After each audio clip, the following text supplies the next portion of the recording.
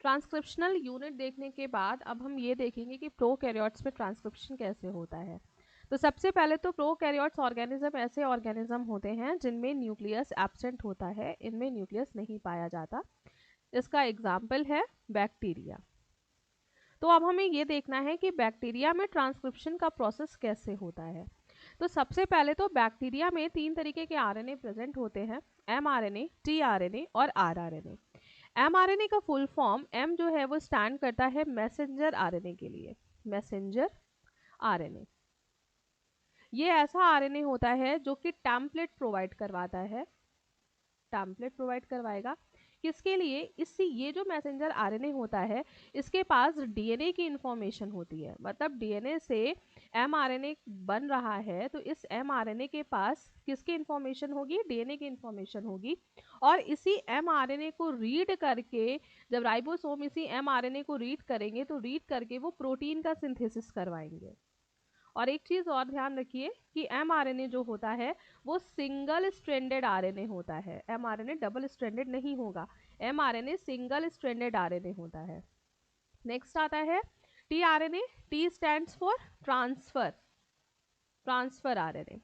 Transfer RNA ये amino acid को लाता है, bring amino acid, bring amino acid. Amino acid वो यूनिट्स होती हैं जिनसे प्रोटीन का सिंथेसिस होता है। मतलब कि बहुत सारे एक अमीनो एसिड, फिर दूसरा अमीनो एसिड, तीसरा, ऐसे अमीनो एसिड पेप्टाइड बॉन्ड से आपस में जुड़ते हैं और इसी को हम लोग क्या बोलते हैं, प्रोटीन बोलते हैं। तो प्रोटीन के सिंथेसिस के लिए अमीनो एसिड्स का होना ज़रूरी है। तो उन अमीनो एसिड को लेकर कौन आएगा, टीआरएनए लेके आएगा। कैसे लेके आएगा, ये जो टीआरएनए होता है ये जेनेटिक कोड को रीड कर सकता है, रीड्स जेनेटिक कोड। जो भी जेनेटिक कोड होते हैं उनको रीड करके उस जेनेटिक कोड के अकॉर्डिंग अमीनो एसिड लाने का काम टीआरएनए करता है। उसके बाद आरआरएनए, आर मींस राइबोसोम, तो इसे हम बोलेंगे राइबोसोमल आरएनए। ठीक, राइबोसोमल आरएनए ये कैटालिटिक की तरह भी काम करता है, कैटालाइज करवाएगा रिएक्शन को। इसके अलावा ये स्ट्रक्चरल रोल भी प्ले करता है, स्ट्रक्चरल। अब आरआरएनए जो होता है इसका नाम राइबोसोमल आरएनए इसीलिए पड़ा क्योंकि ये राइबोसोम का ही पार्ट है, पार्ट ऑफ राइबोसोम। तो ये 3 टाइप्स के आरएनए आपको कहाँ देखने को मिलेंगे, प्रोकैरियोटिक ऑर्गेनिज्म या फिर बैक्टीरिया में आपको देखने को मिलेंगे। अब बात करते हैं कि यहाँ पे कौन से पॉलीमरेज एंजाइम का यूज होता है। तो यहाँ पे DNA dependent RNA polymerase enzyme का यूज होगा। क्यों होगा, क्योंकि ट्रांसक्रिप्शन के प्रोसेस में डीएनए को रीड करके एमआरएनए बनवाया जाता है, डीएनए से एमआरएनए बनेगा। तो एक ऐसे पॉलीमरेज एंजाइम की ज़रूरत है जो डीएनए को रीड करे और डीएनए से एमआरएनए का सिंथेसिस करवा दे। तो क्योंकि ये पॉलीमरेज एंजाइम डीएनए को रीड कर रहा है तो इसका नाम डीएनए डिपेंडेंट, डीएनए डिपेंडेंट, और रीड करके वो आरएनए बनवा रहा है तो RNA polymerase. DNA dependent RNA polymerase यानी एक ऐसा पॉलीमरेज एंजाइम जो डीएनए को रीड करेगा, डीएनए को रीड करके वो आरएनए का सिंथेसिस करवाएगा। दूसरी बात, ये जो पॉलीमरेज एंजाइम है ये होलो एंजाइम होता है। होलो एंजाइम कौन से एंजाइम होते हैं, जो एपो एंजाइम प्लस कोफैक्टर से मिलकर बनते हैं। यानी कि अगर एपो एंजाइम के साथ कोफैक्टर नहीं होगा तब तक ये कैसे होंगे, इनएक्टिव होंगे। और अगर एपो एंजाइम प्लस कोफैक्टर मिल जाएंगे तो ये बना लेते हैं, उस स्ट्रक्चर को हम बोल देते हैं होलो एंजाइम। तो अब यहाँ पे पॉलीमरेज एंजाइम जो है वो एपो एंजाइम है। ठीक है, तो अगर ये पॉलीमरेज एंजाइम अकेला है तो काम नहीं कर सकता, इसके साथ में कोफैक्टर का होना भी ज़रूरी होगा। तो यहाँ पे कोफैक्टर में जो कोफैक्टर की तरह काम करता है उसका नाम है सिग्मा फैक्टर। अभी हम आगे देखेंगे कि किस तरीके से इनिशिएशन होता है। इनिशिएशन के प्रोसेस में इस पॉलीमरेज एंजाइम के साथ सिग्मा फैक्टर आके बाइंड होगा तब आगे का प्रोसेस कंप्लीट होता है। तो ये एक होलो एंजाइम है जो बिना कोफैक्टर के काम नहीं करेगा। अब पॉलीमरेज एंजाइम का काम क्या होता है, जो भी ट्रांसक्रिप्शन का प्रोसेस हो रहा है उसको कैटालाइज कराना। ये जो भी न्यूक्लियोटाइड्स बेस पेयर होते हैं उनकी हेल्प से ये कैटालाइज करवाता है रिएक्शन को। पॉलीमरेज एंजाइम का जो काम करने की डायरेक्शन होगी वो 5 प्राइम टू 3 प्राइम होगी। ये बात हम पहले भी कर चुके हैं जब हमने रेप्लिकेशन पढ़ा था, जहाँ पे enzyme DNA dependent DNA polymerase का यूज हुआ था। तो बिल्कुल उसी तरीके से यहाँ पे भी डीएनए डिपेंडेंट आरएनए पॉलीमरेज केवल 5 प्राइम टू 3 प्राइम ही अपना काम कराएगा। यानी कि अगर उसे स्ट्रैंड बनाना है तो वो कौन सा बनाएगा, 5 प्राइम टू 3 प्राइम का स्टैंड बनवाएगा। तो इसके ऑपोजिट में जो टेम्पलेट स्ट्रैंड, जिस स्ट्रैंड को ये पढ़कर बनाएगा, उसकी पोलैरिटी क्या होनी चाहिए, 3 प्राइम टू 5 प्राइम। यानी कि ये वाला स्ट्रैंड जो है ये टेम्पलेट स्ट्रैंड है। इस टेम्पलेट स्ट्रैंड को पढ़कर आरएनए पॉलीमरेज जो है अपना काम कौन से डायरेक्शन में करवाएगा, 5 प्राइम टू 3 प्राइम डायरेक्शन में करवाएगा। तो यानी टेम्पलेट स्ट्रैंड की पोलैरिटी क्या होगी, 3 प्राइम टू 5 प्राइम। अब हम यहाँ पे देखते हैं कि ट्रांसक्रिप्शन के स्टेप्स कौन कौन से होते हैं। तो यहाँ पे ट्रांसक्रिप्शन के 3 स्टेप है, इनिशिएशन, एलोंगेशन और टर्मिनेशन। इनिशिएशन में ट्रांसक्रिप्शन स्टार्ट होता है, एलोंगेशन में एमआरएनए का सिंथेसिस होता है और टर्मिनेशन में ट्रांसक्रिप्शन का प्रोसेस एंड होता है, टर्मिनेट होता है। तो ये 3 अलग अलग स्टेप हैं इस प्रोसेस में। अब इन तीनों स्टेप्स को हम यहाँ पे 1 बाय 1 करके डायग्राम के थ्रू देखते हैं कि इनिशिएशन, इलोंगेशन और टर्मिनेशन के स्टेप में क्या क्या होता है। अब सबसे पहले इनिशिएशन का स्टेप आता है, ये स्टेप नंबर 1 है, इनिशिएशन। इनिशिएशन में आप यहाँ पे देख सकते हैं ये डबल हेलिकल स्ट्रक्चर है किसका, डीएनए का, जिसमें एक स्ट्रैंड की पोलैरिटी है 3 प्राइम टू 5 प्राइम और दूसरे की पोलैरिटी है 5 प्राइम टू 3 प्राइम। अब क्या होगा कि आरएनए पॉलीमरेज एंजाइम आएगा, वो आकर बाइंड होगा प्रमोटर रीजन से। यहाँ पे ये जो आप येलो वाला रीजन देख रहे हैं, ये येलो वाला रीजन कौन सा है, प्रमोटर का रीजन।